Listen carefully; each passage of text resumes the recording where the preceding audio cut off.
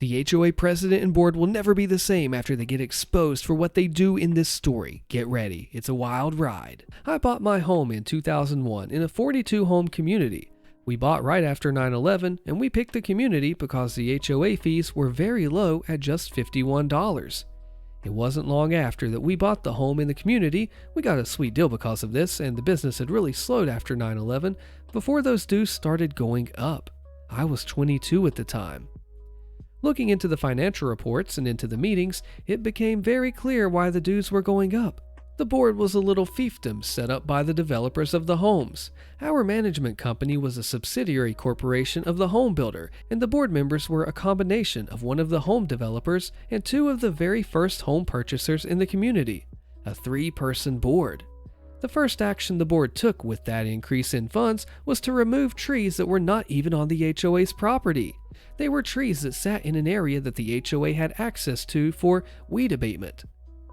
These trees' real crime was not that they were weeds, it was that they blocked the nice view of the board's president and vice president. At the same time, the bullcrap violation letters started going out to about half of the homes.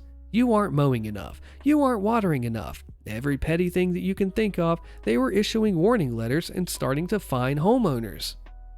Cue revenge time after getting one of those letters myself about weed abatement.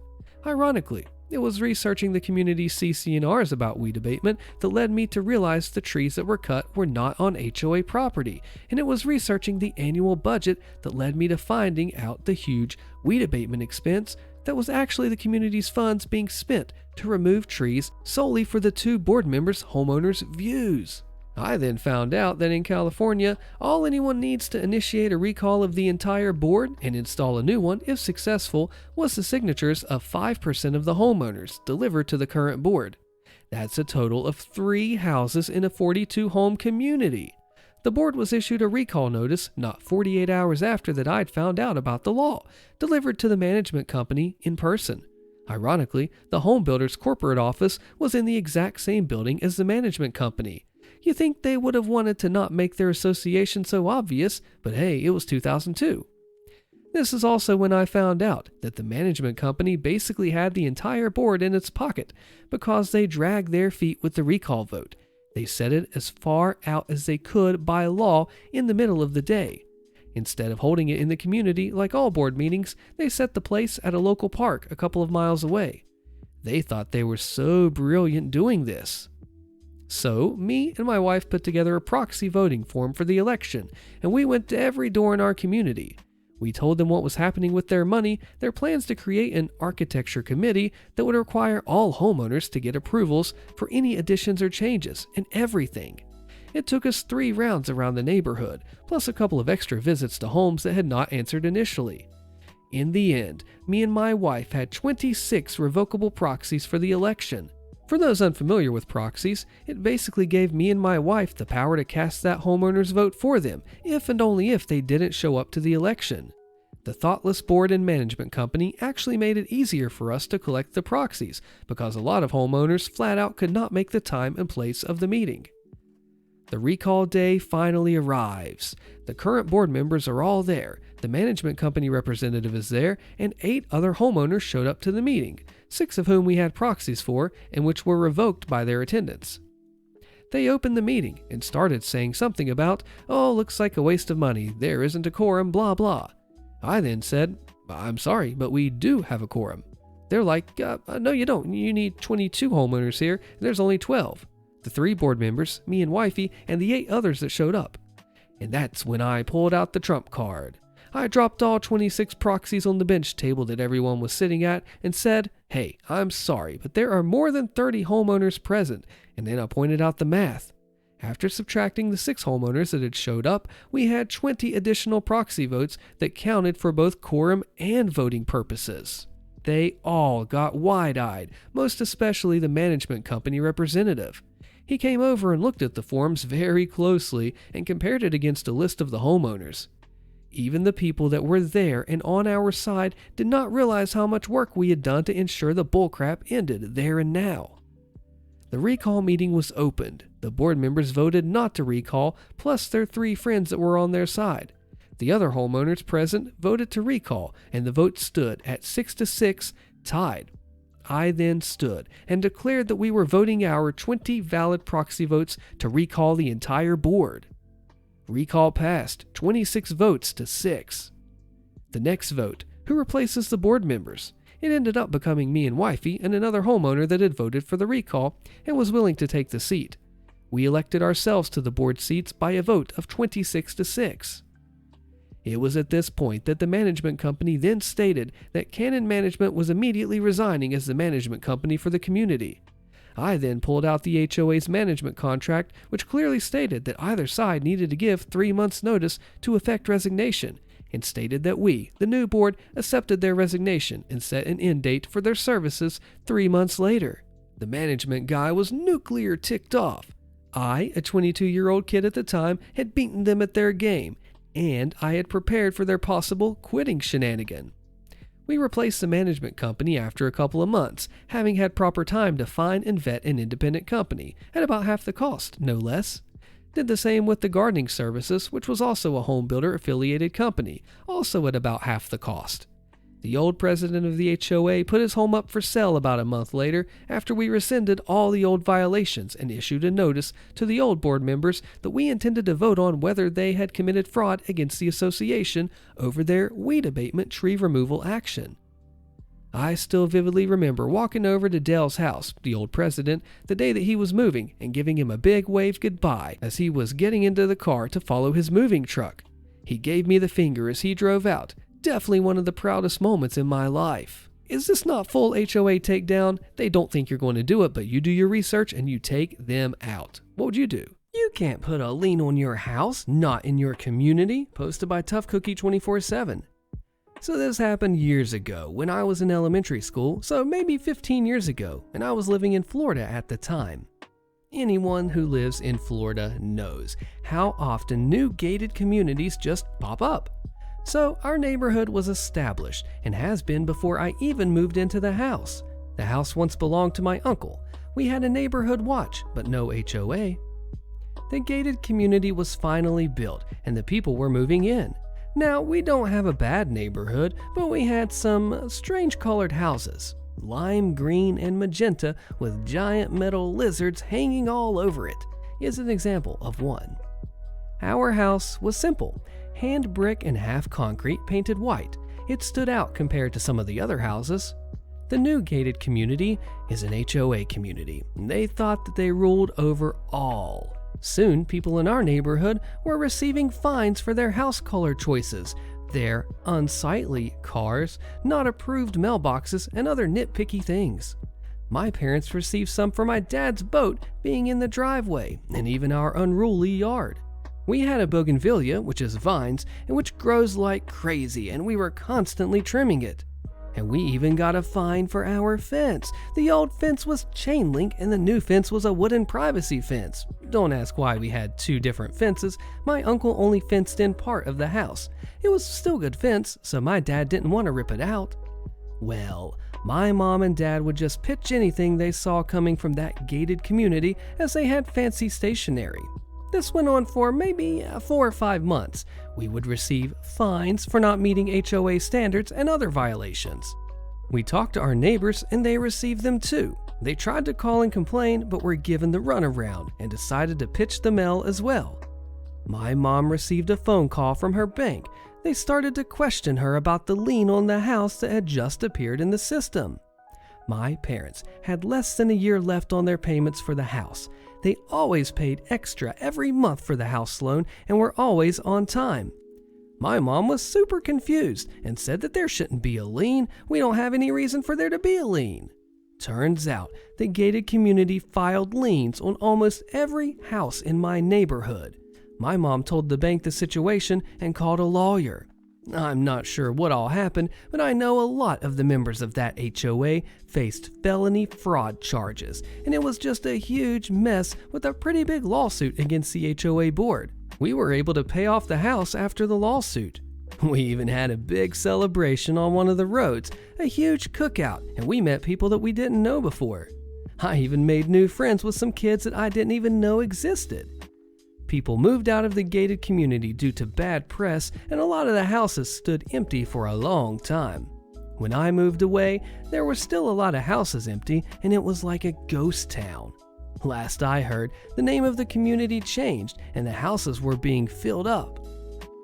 So I guess the lesson is, leave our bright houses alone and mind your own business. Nothing like a crooked HOA that tries to break the law get taken down with fraud. Fake HOAs. Okay, so we started renting our current property back in 2014. Our landlord is a close friend and bought this place specifically for us to live in without worry of being homeless. Anyway, we had lived here for almost a year, and then one day we got a letter stating that we were behind on our water payment by so-and-so months and how much we owed. Now, we knew nothing about this, and honestly, I don't think our landlord knew either, because he had several long-term rental housing. So I go and I talk to the water lady, and I apologized about not paying and where I needed to go to send the payment. This is me thinking some kind of water company. She told me to pay it to her with cash or cashier's check. Right off the bat, red flags were going off, but I obliged and I paid. It was only $30 a month. Now, we don't live in an urban area, we are in a rural farm area, and almost everyone on the main street has some kind of livestock, be it horses and cows and so on. Many fields, heck, my own horse is just a quarter-mile down the road from us. Oh, and there's a fully functioning dairy on the next street over, and one of the best breeding facilities in our state on the same main road about 4 miles from us. So, yeah, we're rural. The whole water payment thing I thought was strange. While talking to the water lady, I found out that the properties are on a shared well. Okay, pretty uncommon in this area, but whatever. Oh, and also the water has uranium in it, and we have to use the reverse osmosis system in our house for any drinking and cooking water, which would have been great to know before even considering moving in. We thought that was a basic filtration system to filter the sand from the water, so that was a huge shock. Now that that information was out, we figured, well, if it's to pay for the upkeep of the reverse osmosis systems in the 60-ish houses in the neighborhood and maintain the well, it wasn't a huge impact on our income, so why not? The problem started about a year later. The reverse osmosis system was leaking. Actually, it destroyed the flooring in our kitchen twice, which we had to pay for the repairs to the house that is required to have this system under our sink. Now, this was before I learned about water alarms. I found out about those 2 years later and not from the water board. I had contacted the water lady multiple times to have it fixed, to no avail, and we had to disconnect the filtration system because no matter what we did, it wouldn't stop leaking. Fast forward about 2 years. All of a sudden, people I had never met before were demanding to reinstall the system. We said no, because we didn't want it to cost more money in damages. The president of the HOA, which was the first time that I'd heard of any HOA since living here, told me that if I didn't let them reinstall the reverse osmosis system in the house, she would make the DEQ force me to install it. So, after that wonderful interaction, I decided to call the DEQ about this situation, and this is when I find out about the water alarm.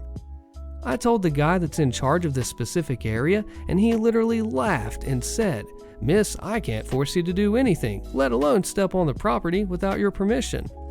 He had told me that other neighbors had told him some suspicious stuff and to contact him if any other problems arise. So, out of sheer curiosity, I decided to look up the so-called HOA. Well, slap me with a fish. Sure as heck, active HOA, but wasn't activated until 2019? The math ain't mathing here. Well, like we done previously, we complied. We let them install the reverse osmosis. The guy actually had to replace it because it was just not usable anymore, and he had asked me when the last time it was serviced was. Well, I told him, it hadn't been serviced since we lived here, and when I tried to get them to come fix it, they wouldn't. And he responded with a, that's odd. Shortly after that, our water lady was taken off the water board because she was unable to do what was needed mentally, and yes, I noticed, and was replaced by the now so-called secretary treasurer. Okay, whatever. Now, about a year after that, we get this notice stating that the water bill was being raised from $30 to $45 a month. Okay, fine. But our reverse osmosis system wasn't being tended to, and we were all told not to tamper with them in any shape or form. So basically, since we got the new reverse osmosis system, they haven't replaced the filters, and there's nothing we can do about it. Now, about 3-ish months ago, they held a meeting to vote to raise the water bill again.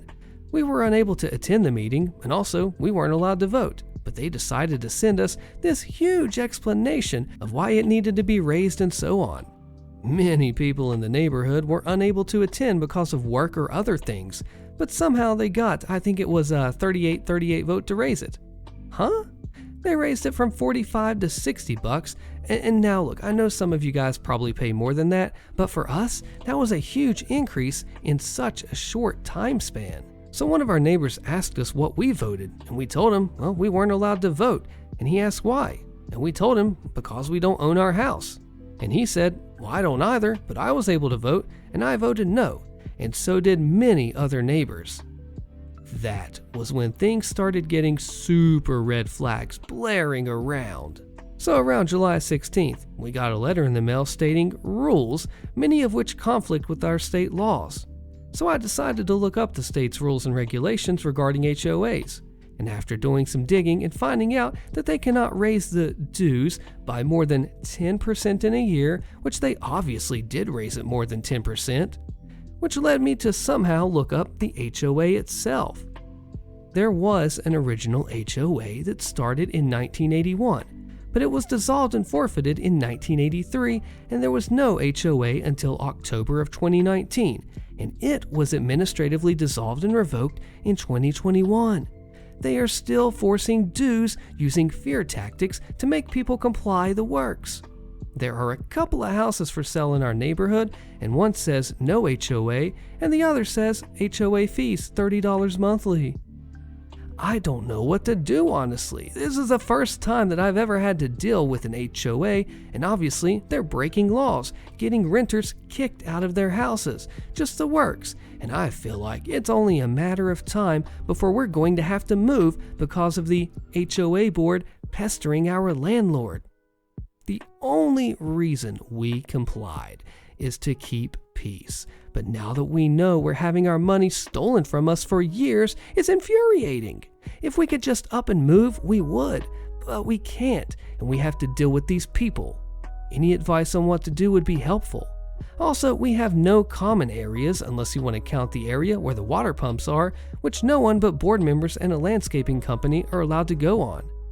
That is also the only area that the HOA owns. All the land in the houses are owned by someone. OP and the HOA engineers bring the heat to a Karen in illegal wall building neighbor gets her 7-foot wall torn down and rebuilt, posted by deleted. The next door neighbor and my dad have this old enmity because of a small invisible line between our house and theirs outside in the street, even though any space past the gate or fence is public property. And the neighbors were complaining that our trash bags were getting onto their grass. To define that line, my dad built a small 2-foot concrete wall, kind of like the Great Wall of China or the Berlin Wall. You get the idea. Fast forward a few quiet years later, the neighbor starts building a new wall directly next and against the dining room wall. The entire side stretches about 60 feet long. Over 9 a.m. breakfast, you can hear the guy slapping concrete blocks on the dang thing. And it's pretty terrifying because the wall is years old. I mean, the house is years old too. So it has a fairly nice chance of breaking and falling. Not to mention that the original kitchen and dining room wall is only about 6 feet tall. The neighbor is building a freaking 7-foot wall. Because my dad oversaw the reconstruction of the house, he's also an engineer, by the way, he knows the ups and downs and laws of house construction in our area. But just to be sure, he asked my lawyer godmother for some legal help and the rules from the Homeowners Association HOA engineers as well. So you can't build a wall over 6 feet without a permit, and if you start building over 6 feet, either you've got a hefty fine to pay and get a permit, or it gets knocked down, pay a fine, get a permit, and restart construction. Then he knocks on the neighbor's door and asks about the wall. The guy that comes out is the son, and he's pretty chill to talk to. And then my dad asked, "Is there a permit for building that wall?" This is because you need a permit to build anything over 6 feet tall. Son didn't say anything, but he said he'll ask his mom. Mom comes out wondering what the heck is going on, and my dad politely asked, "What's up with the wall?" Mom says it's fine and dandy until my dad asks Mom if they have a permit for the wall. She says they don't need one. Politely, my dad tells the mom that they need to get a permit for it. Of course, he said he's willing to wait until they get a permit and that this is just a small warning, and he goes on his merry way. He clarifies he only asked if they had a permit. He didn't say anything about what happens if they didn't get a permit and the HOA engineers found out. A month passes and he's back, this time with a recorder. He again asks if they have a permit for the wall, and Mom immediately snaps at him. Obviously, they don't have a permit yet. She cusses at him, screaming for him to get out or she'll sue him for invading the house and her privacy. Well, what can you do but get out if a Karen starts complaining at you? Anyway, my dad reconsults the lawyer and the HOA engineers to make sure that all the information he's got is correct. Oh, and the lawyer told him that swearing or cursing someone can be taken against you, hence the recorder. And he goes back to the neighbor's house 2 weeks later with an HOA engineer. This conversation I heard from inside the house. My dad, speaking normally, couldn't hear, probably asking if they had a permit again. And the mom, "Of course not, we don't need one," as in legit screaming at the top of her lungs. Dad replies, "Then you wouldn't mind if the HOA engineer inspects that wall of yours?" And I was like, oh crap, and me and my mom were giggling inside the house. The HOA engineer confirmed that this was an over 6-foot wall that they were building and that they didn't have a permit. I guess the neighbor thought it was cheaper to knock it down, pay a fine, and have it rebuilt rather than pay the hefty fine.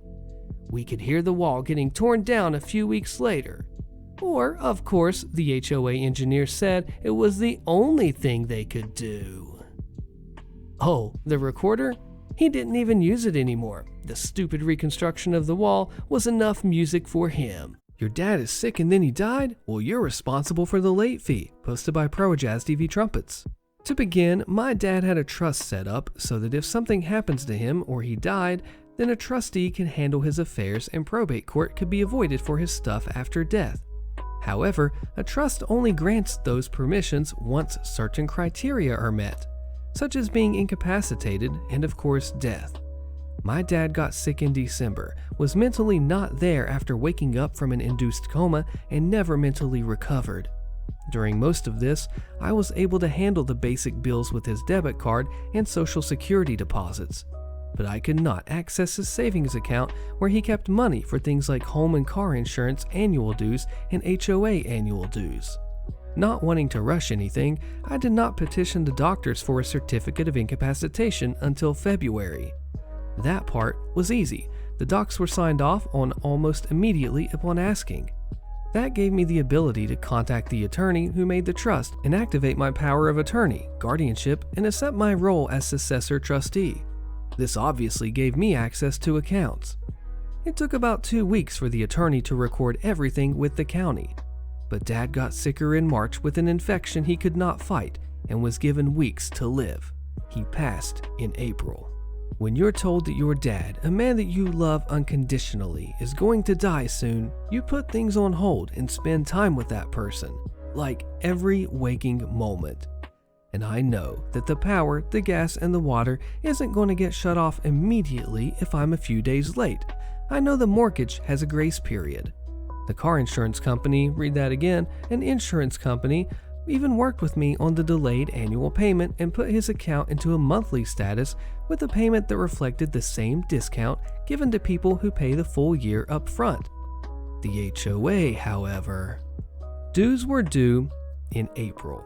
I got access to his funds in March, and then I got the news. His neighbors loved my dad. His house was the neighborhood party house. The entire HOA board hung out there, and the HOA, for the most part, is laid back on rules. I told the treasurer that I wasn't paying a dime until he died, And he said, no worries, and he'll waive the late fee because I shouldn't be worrying about bills at a time like that. The HOA president, however, at his deathbed, asked me when I was paying. I said, well, I'll worry about that later. She asked if I didn't have the money personally. Stupidly, I said, I have the money, but I'm spending time with my dad. I'm the only familiar face that he knows right now. Dad passed, and we had the funeral, and I went home for 2 weeks to decompress before managing his affairs and whatnot. I came back to 3 invoices in his mailbox. The first one was just the annual dues, but the next one had a 10% late fee, and the one after that had a 20% late fee in addition to the 10% late fee. I called the treasurer, and he said he was overruled by the president. I called the entire board, and, surprise, the president didn't call back. The board agreed and tried to press her, but she would not budge. During all of this, they added another 10% through the property management company who sends the invoice bypassing the treasurer. The reasoning? There was a responsible agent prior to the due date who could have paid this. I talked to the attorney who very plainly said that the HOA past due fees are magnitudes less than it would cost to fight them. So I freaking paid it with a letter addressed to the board that said, all HOA board members invited to the house for dinner after sale, but before closing, except the HOA president. I had an estate sale and I kicked her out, loudly, by saying, well, look who is here, the lion, the witch, and the audacity of this bee, when she came to look at his stuff. She specifically requested a paperweight that he kept on his desk that had no meaning to anyone but her. When it didn't sell in the estate sale, I listed it on the neighborhood app for $1. Then said it would cost the amount of the late fee when she inquired, took the ad down, and I took it home when she declined to pay almost $500 for it, and it's on my desk now. So yeah, screw HOAs and the jerks that run them. Couldn't have any respect, dignity, or civility over a late fee while someone is dying. Said it before and I'll say it again, money and power corrupts people, and this is absolutely no dignity at a time when you need that dignity the most. Come on, HOA president, you really dropped the ball on this one. A Karen HOA story called Entitled Neighbor from Heck, posted by Gertrude Secret. This is the story of my entitled neighbor, Bob. We live in an HOA, I know, and Bob lives across the green space from us. Bob's entitlement was evident almost from the moment that we moved in. About a month after we moved in, the police, the sheriff, and the DEA came knocking at our door. Bob had called them and told them that we had lawn bags full of cannabis in our garage. It's important to note here that I use medical cannabis. Bob runs the local Narcotics Anonymous group. Well, I gave the cops the grand tour of our home, and there was nothing here at all. They apologized for the intrusion and left. A week later, our landlord called because Bob had called him, saying that we had a grow-op going on here. Our landlord knew he was lying because the landlord had just been here. Bob was trying to get us out of the neighborhood because he can't have that crap in his neighborhood. He gave up on that when my daughter and her husband purchased the property.